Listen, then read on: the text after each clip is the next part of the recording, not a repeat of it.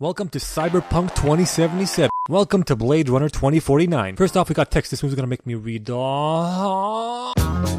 Okay, I'll break it down. So there's this company called Tyrell that made human replicants to serve humans, but the replicants got pissed off and revolted against the humans, and Tyrell went bankrupt and the world went to shit in 2020. I really like how a handful of movies predicted that everything would go tits up for the world in 2020. A little while later, some company called Wallace Company came over and bought Tyrell, bought its remains, and made some newer models that actually obey humans, and sent the newer models to kill older models that don't obey humans and called them Blade Runners, okay? The movie starts with an eye shot in California. Flying car, Ryan Gosling, and he's a Blade Runner. He rolls up on this old messed up farm where Drax lives, farming fucking bugs, and Drax goes into his house, sees Ryan Gosling there, puts on these tiny ass glasses. Man, his head is massive. Ryan's like, I'm sorry, it had to be me. See, Drax is one of them older models and Ryan's here to bust a cap in his ass. But Drax thrunk crunk and he bangs the shit out of him. Not sexual. He bangs the shit out of him through a wall. They fight it out a bit and Ryan gets stabbed and scans his barcode in Big Head's eye. Then Batista goes, you newer models are all shit munchers. You've never seen a miracle. Then Ryan puts Big Boy down, rips his eye out, scans it in his car, and his boss tells him to get back. But he's like, just a second, sees his flower on this dead tree and gets his drone to scan it. It finds a box underneath the ground and holds like, I'll send a team over and I'll come back, bitch. And he flies back to the large ass penis department where he gets his baseline test where someone goes, have you ever been in an institution? Cells. Do they keep you in cells?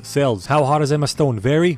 What's it like to hold a child in your arms? Interlinked. Do you have hemorrhoids? Say my ass fat regardless 3 times. My ass fat regardless. I think this is a test to see his vitals and blood pressure to see if he's lying and still beating and shit. And he passes that test and makes his way over to his house, and nice to see that 100 years later the Beatle's still alive. People calling him names like Skin Job, which is like the N-word of this movie. Wait, so does that mean that Skinner is the hard R? I'm just curious. Anyway, he cleans up and super heals his wounds cause future technology, and starts conversing with his girlfriend or something, and for the longest time we can't see her, which makes me think that she is some sort of computer program, a robot thing, and she turns out to be a hologram. Fucking called it. She also made by this Wallace company, and he got her this mini hologram thing that's made with a bunch more movie signs that will finally allow her to leave this house that she's fucking bound to with him. First place they go to is the roof, and they try to have a touching moment in the rain. Well, as touching can be, he can't physically interact with her. The bitch is made of fucking photons. But right in the middle of sexy time, she freezes because his boss sends him a message and cock blocks him. What a bitch. Can a man kiss his hologram girlfriend in peace? Shit, man. Naked people. Ryan's at the lab, at its forensic lab or something. They got the box out of the ground and got some skeletal remains in it of a female, and they think that Drax killed her and buried her. But actually it turns out that she was pregnant and died in childbirth, and they had to do an emergency C-section, and there's scars on her bones and shit. And they keep zooming in on the scar with this super zoom, infinite zoom CSI lens that just keeps going. Then after a while of zooming, they stop and Ryan's like, let's zoom in some more. And he goes down to the fucking molecular level zoom or some shit and finds a replica model number. And I thought model numbers were just on the eye or other specific parts of the body, not just down to fucking DNA level. Like, he found a model number inside the scar. Does that mean it's everywhere? You tell me if I zoom in hard enough on a replica's micropenis, I'll find a barcode? Doesn't matter, Madame's like,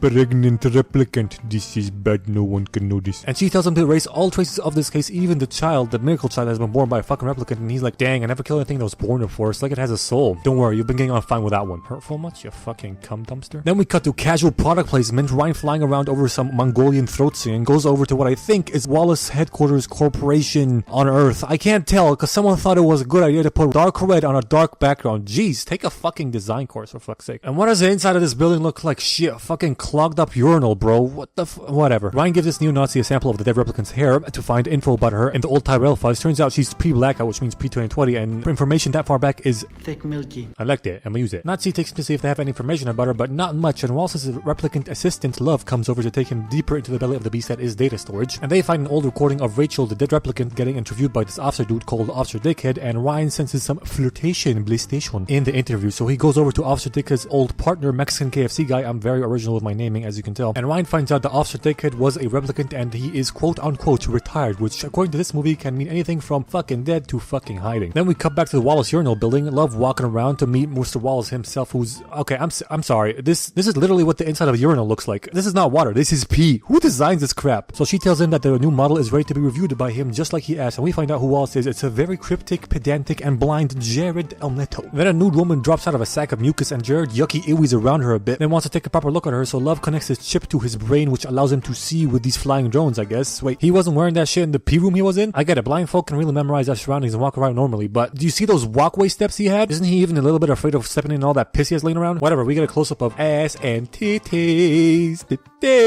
I'm a child. Wallace stabs a naked bitch and makes out with her while saying, I cannot breed them, so help me, I've tried. We need more replicants, more than ever before, millions, so we can be trillions more. I could storm Eden and retake her. What the fuck does that mean? I mean, I get it, dope. He wants to breed more replicants, not manufacture them. He doesn't have the tech to build a fertile replicant. Okay, but what the fuck does arcane Eden crap mean, you ambiguous cunt? Doesn't matter. So Tyrell perfected procreation, then the tech was lost to the ages, and now Wallace wants this miracle baby to dissect it and see how it makes it tick, how to make fucking babies using replicants and shit, okay? Cut to the bustling city center. Ryan looking at some pictures of a dead tree. Then this lady in black comes over and tells these hookers in front of the space-age brothel to go find out what he knows. And they go over there like, oi, fancy a toss job, mate? No thanks, so they have a hologram hooker. Then he goes over to Batista's house to make more investigation, and inside a malfunctioning piano he finds a box with a baby sock and a baby picture in it, and at the tree he finds a bunch of numbers etched into the bottom of it, which triggers a flashback memory, and he freaks out. And it's crazy to think that the cops who came up and sealed this place up didn't do any proper search at all to find these pictures in the fucking piano, or even look at this fucking number at the bottom of the tree that wasn't even hidden with some dirt. Like, it's visible, you can see. All he did was swipe some fucking gravel and he found it. Man, the LAPD blows at this forensic detective shit. Anyway, he lights everything on fire to get rid of the evidence. Meanwhile, Love broke into the LAPD to steal all the bones of Rachel and kills this forensic bald idiot. Now, you know what's even crazier? That Madam Wunsch, police officer, boss person, this dude, okay, didn't immediately get rid of the bones as soon as she gave the order to erase all evidence of this shit. What an absolute cumloid. Anyway, she shows up at Ryan's house like, forensic dude's dead and the bones are gone. We're fucked, Ryan, we're fucked. And he shows her what he found, but she still ain't happy and starts drinking. And replicants had all these childhood memories put in their brain to make them more human and shit, and all these memories are fake. And she asks him to share one of these memories with her, although they're fake. And he shares this memory of him running away from a group of bitch-ass bully boys trying to take away his wooden toy horse from him. So he hides it in this old dark furnace, and the kids find him, and he has the shit kicked out of him. Why is he the only one with hair? Is it because he's the anime main character and he has to stand out? Don't matter. Small talk's over. She finishes the drinks and fucks off. Ryan goes to look through the DNA data info, whatever, of kids born on 6/10/21.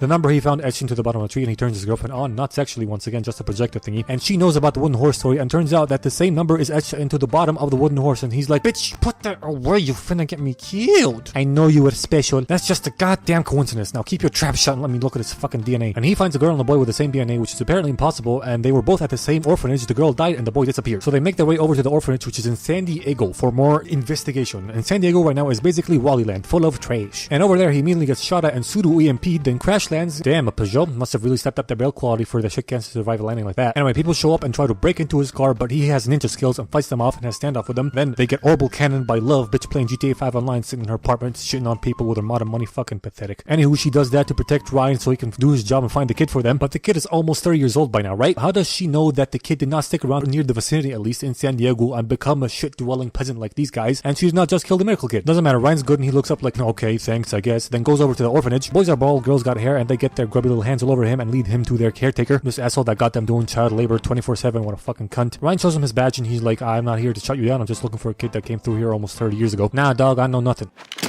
I think you do. And he does, and takes him to his office, and on the way, Ryan recognizes the place that he was walking through from his memory. Then they get to the office, and this hoe looks through the records to find that the records for that whole year have been ripped out of the book, and he's just like, that wasn't me, and he shuffles himself out of the room, and Ryan just like leaves him, lets him go. Like, yo, snap out of it. One of your main leads is Ryan, shut up. Ryan, busy thinking. And he goes down to look through that place to find the spot where he hid the horse from his memory, and he finds the furnace. It reaches inside all twitchy like, and he finds the horse with a date on its feet like, Lord help me, it's true, I'm the prodigal son. Oh shit, I'm so fucking screwed. Then at home, fucking Gabriella like, I know you were special, born not made, you're a real boy now, Pinocchio. And his name is K because officer number or officer code, whatever, is K-42069, whatever, who cares, some numbers, everybody calls him K. And she's like, you need a real name now, an important one, like Joe. Seriously, Joe? Ever heard of average Joe, regular Joe? You know how unimportant the name Joe is? Name one important Joe. Shit, I forgot the president. Never mind. He goes to Dr. Anna Stelline, and she's a meme maker, memory maker. I mean, maybe she makes memes, I don't fucking know. She's a memory maker, and apparently she's the best in the business, and she works sometimes as a contractor for Wallace, and she has a compromised immune system, so she lives her life behind the glass like Bubble Boy, and it's illegal to use real memories and put them in replicants' brains, and he's here to check if his memory is indeed real or not. So she puts him in this chair and uses a movie science machine to look into his brain and look at his memory, and she's like, yes, someone lived this. And he's just like...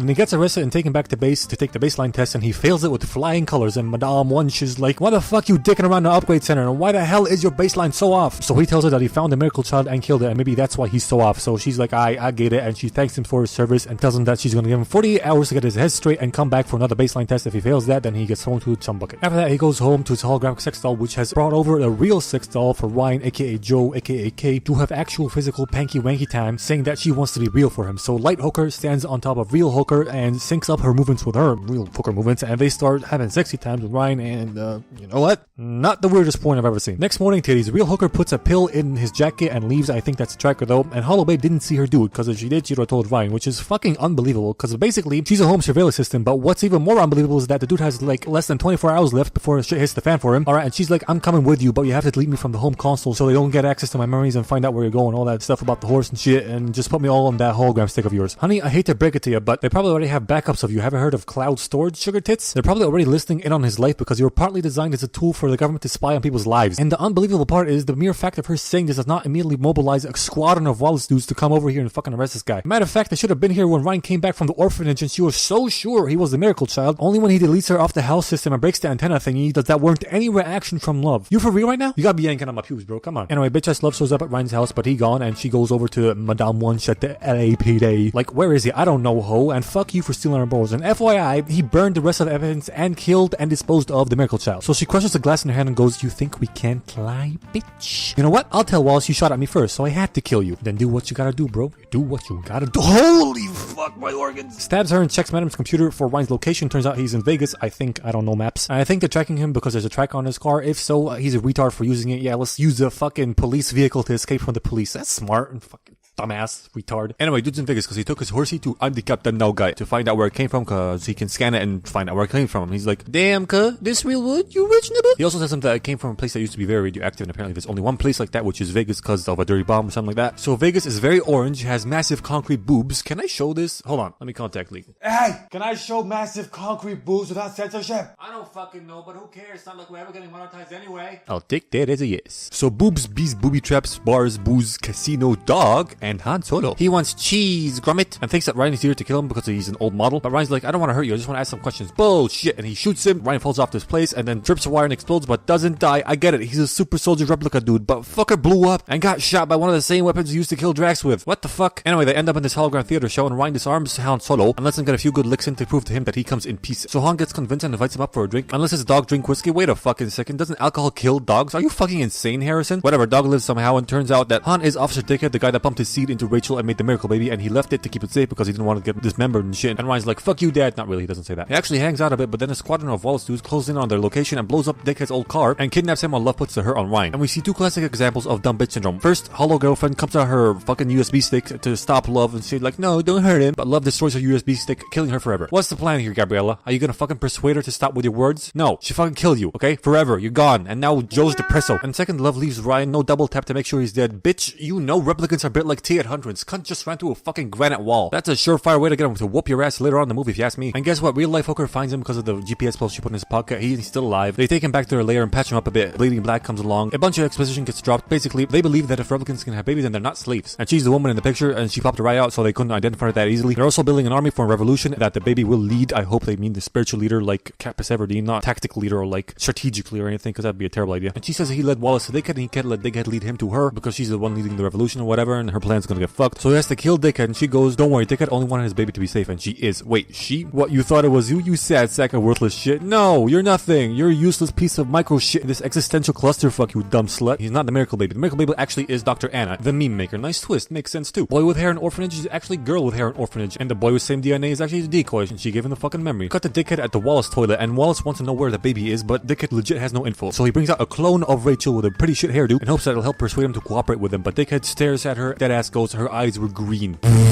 Jared could even clone the bitch properly. What a loser. Wait, if he cloned her and she still can't give birth, then how is finding the baby gonna help? Does the kid come with a Windows activation key or something? Don't matter. Wallace be like, off-world, we have everything we need to make you talk. I think off-world means off the grid or something, not too sure though. Then we cut to Ryan talking to some petite hologram titted porn ad. Hey, what about hologram titties? Are the nipples a different color from the boob? Let me check.